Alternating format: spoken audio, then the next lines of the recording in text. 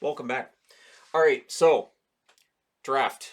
Draft's in a week, right? So we're about a week out from the draft. And who's going to go number one? Well, it should be Shane Wright. You would think it's Shane Wright, but I've been reading a lot of draft stuff today. I downloaded both the eliteprospects.com draft guide, also the hockeyprospect.com draft guide. I downloaded both. Going through both and just trying to get some notes here and some idea of these players against one another. Slavkovsky's on the left for good reason. Slavkovsky may steal that number one spot. Now, for Kent Hughes, this is his first year as a general manager for Montreal.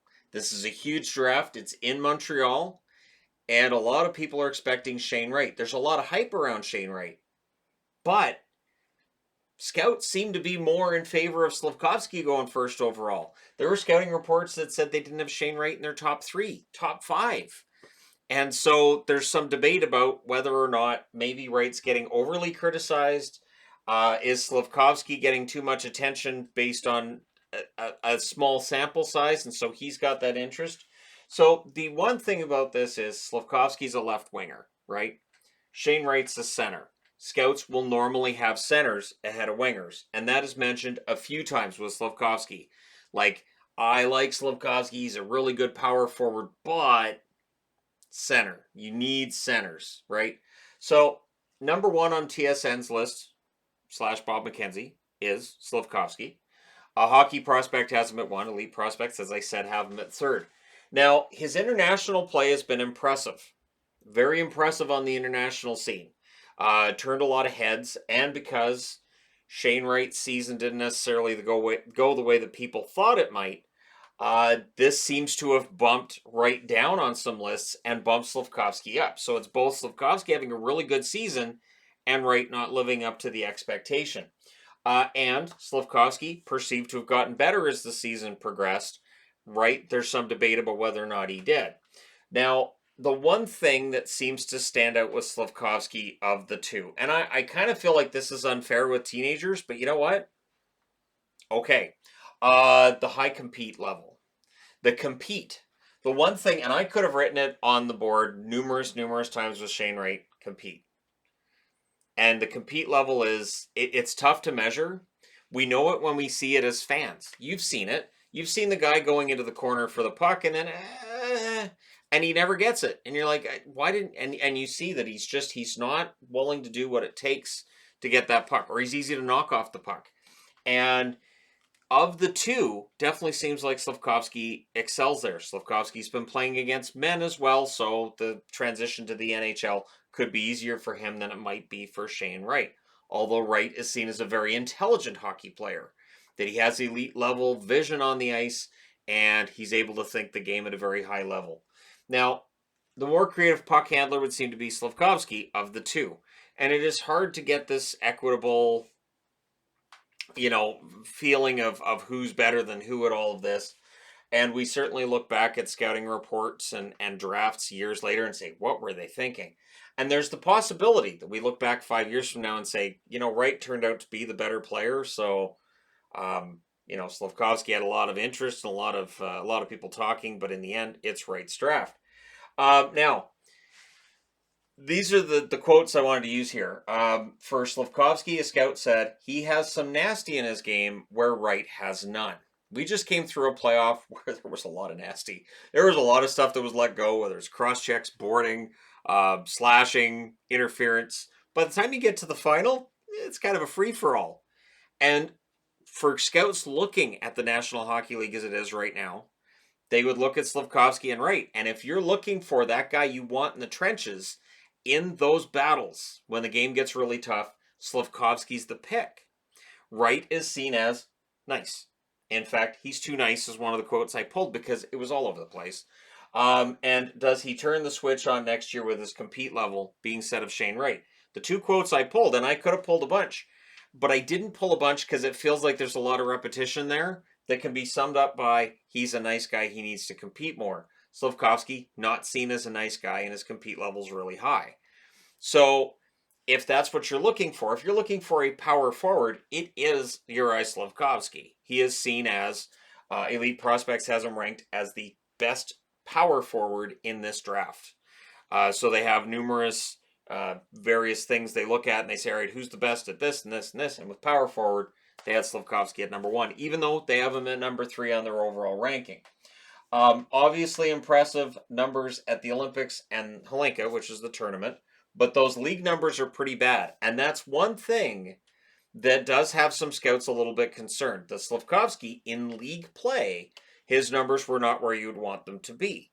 Now, the other argument is he's 17 years of age, playing in a league with men. If his numbers aren't as good, that's okay because he's still going to grow into his frame and it's all going to be okay. So it is going to be interesting to see whether the centers being ahead of wingers is going to be a problem or not. And again, with this draft not really having the star power, Shane Wright's your known commodity.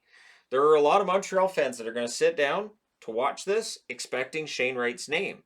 And if Kent Hughes goes up to that podium and says, with the first overall pick, the Montreal Canadiens are very proud to select left winger Uri Slavkovsky, there's going to be some head scratching, some eyebrow raising, but it could end up being the right move. Montreal is a team that could use that power forward winger. Brendan Gallagher's game broke down this year, and he could bounce back, but this is a Gallagher type player. This and at 6'4", 229 pounds, I think he's a little bigger than Gallagher. So on the Shane Wright side of things, it's not the end of the world. And this is where I find things interesting. Is that he's number 2 on the TSN Bob McKenzie list. He's number 2 on Hockey Prospect. He's number 1 on Elite Prospect. So Elite Prospects still see him as the best overall prospect for this year's draft. They point out too, Elite Prospects does, that the production from Shane Wright got better as the season went along. So while his numbers at the end of the season were a little bit underwhelming of what was expected of him, he ends up with a 1.63 points per game pace from December on. So his season got better as it went along. I should add this too with Slavkovsky. There was one scout that mentioned his league numbers weren't very good, but the team he was on was terrible. So they're saying that the league numbers for Slavkovsky, not great, but the team he was on was awful. So there's that. I do need to point that out. So Shane Wright, seen as a solid two-way forward and as a potential Selke winner. And when I was reading through all of this, it sounded a lot like Bergeron, but when they're talking about he's too nice and the compete level isn't quite where you want it to be, that doesn't sound like Bergeron. Bergeron is a heart and soul guy that leaves it all on the ice, including a rib if it falls out. Like he will play through pretty much everything. So that's something that maybe for Shane Wright he doesn't have in his game. Maybe he's being overly criticized. I think there's some of that too. But again, if you ignore that the guy's draft season wasn't quite where you want it to be, and you say, you know what, he's going to be number 1 overall. Anyways, that's how draft mistakes take place. That is definitely where draft mistakes take place, is when you see a player and maybe they got a reputation for being lazy, or in this case, being really nice and not having that higher compete level and being a little underwhelming and saying, well, we'll fix that. Sometimes it doesn't get fixed, and then you're looking at a draft bust. So there's that concern. Now, 1.2 in this is when you're looking at a player, you're looking at the higher ceiling. So which one's got that superstar potential? I think Slavkovsky has the actual advantage there. I think there's more of a chance of him having that advantage. One scout saying he's a lot like Laine, though he's better in some areas of the game than Laine, and he doesn't have Laine's shot. So Laine has an elite shot. Slavkovsky's not seen as having a shot as good as that, but he is seen as being better in some other areas of the game that Laine's worked on since his draft year. Wright, again, if he can get that compete level up, honestly, if you're drafting a center and if he could be a Bergeron type, that's fantastic. Not only that, but if Wright is NHL ready right now, and if he is a good 200-foot center, and if you have him and Nick Suzuki on the ice together, right? So the point I'm trying to make here too is that he is listed as a center. He may start out at the wing in the NHL. It is not unusual to see a prospect come into the NHL who will be a center come in as a winger and learn the game as a winger. There's less pressure.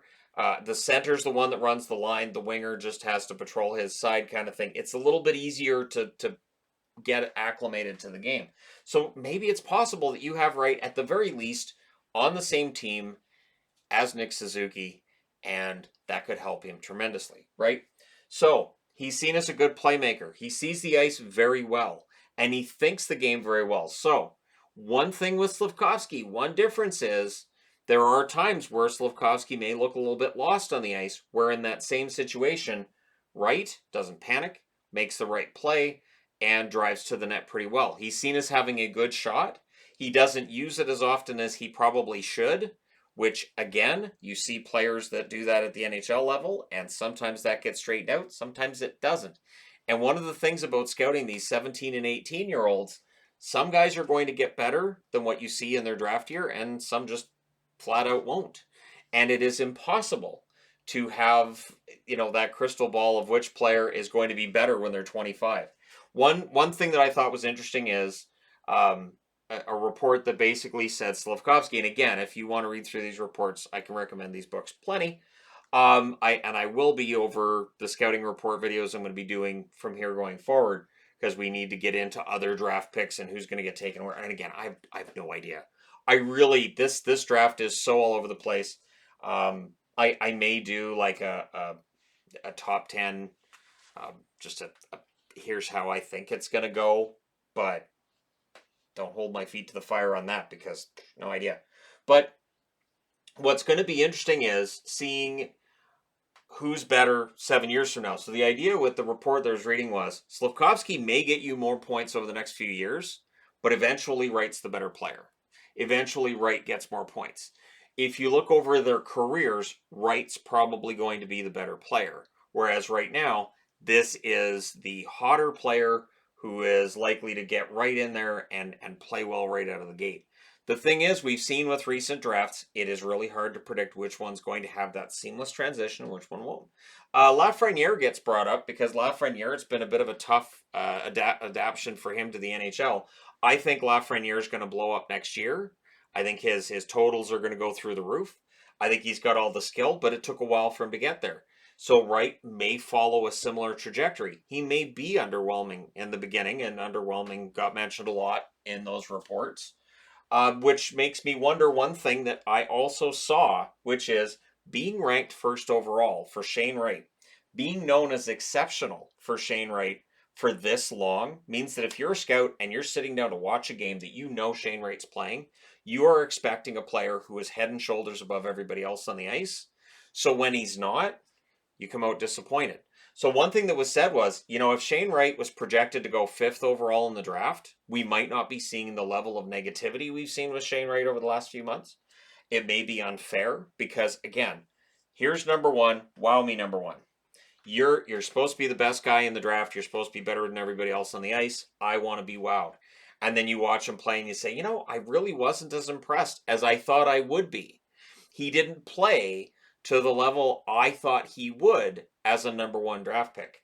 So the pressure is going to be on Kent Hughes. The hype around Shane Wright is huge.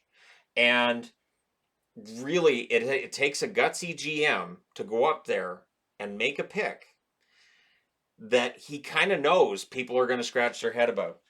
Who won the Calder this year? Moritz Seider. When Moritz Seider was drafted, there was a lot of people who said, in the live stream we had, who? And there were a lot of comments about, I can't believe Yzerman went with this nobody when he could have gone with, and there were numerous names getting thrown out there for players who were seen as having a higher profile, who had more hype. But now we see what Seider can do in the NHL, and it has silenced a lot of the critics.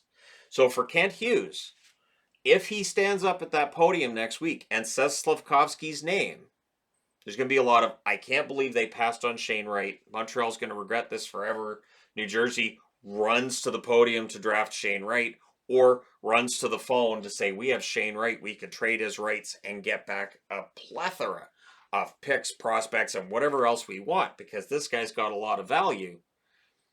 But in the end, it might be the best move for Hughes to, go against what all the hype tells him and go with Slavkovsky. It's going to be interesting because, again, the reason I'm doing this video now is because what I've been reading is different than most years. I've talked about it, how every year that number one pick as we get closer to the draft, you'll hear, well, yeah, they should be drafted number 1, but maybe they go number 2. And a lot of that at times is kind of faked, where you look at all the lists and no, they're not actually listed as number 2 on any lists. And most of the scouts are still saying, hey, he's the best guy in the draft. This guy's close, but yeah, that's still the best guy in the draft. In this case, a lot of scouts, and it started out that it was a handful, and what I've been reading is there may be as many as 10, 15 scouts that would have Slavkovsky as number 1 on their list. Now, where those scouts are drafting, who those guys are representing, that's where the question mark comes in, and it's one of, what if Montreal has Slavkovsky at number 1? So it will be an interesting draft, and again, it's going to be one of surprises.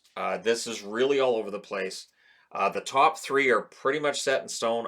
Logan Cooley at number 3 seems to be pretty solid, but Jiricek's number 2 on the elite prospects list. Nemitz is going to get some looks as well, and so it should be a wildly unpredictable draft. There are those who will say, it's going to be mediocre and bad.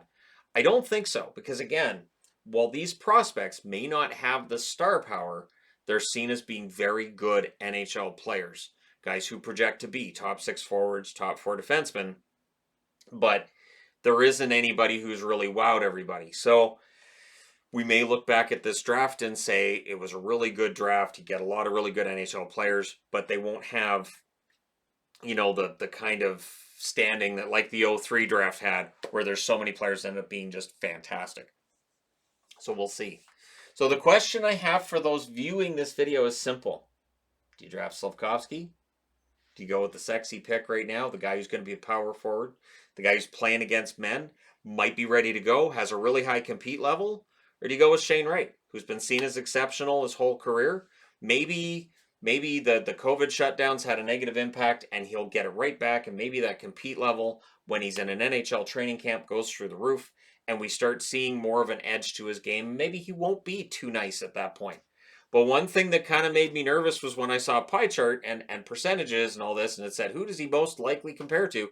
And Kyle Wellwood was at 92%. And I was like, it's interesting, because while Wellwood had an NHL career, I don't know that I would have Kyle Wellwood at number 1 on a list of a draft in any of the drafts. But that being said, Wright does have a higher skill level than what Wellwood would have had, and we'll see how things do. But the being too nice, I definitely think impacted Kyle Wellwood's game and led to him not staying in one place for very long. And I do think that had a negative impact, because Wellwood seemed like a great guy, but there were times where he would go into the corner for a puck and just wasn't happening, or he'd turn it over.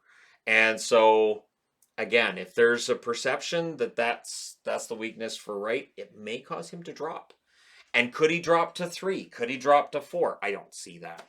Because again, when you get to the draft, I don't think a GM wants to pass on a guy who might end up biting them in the backside.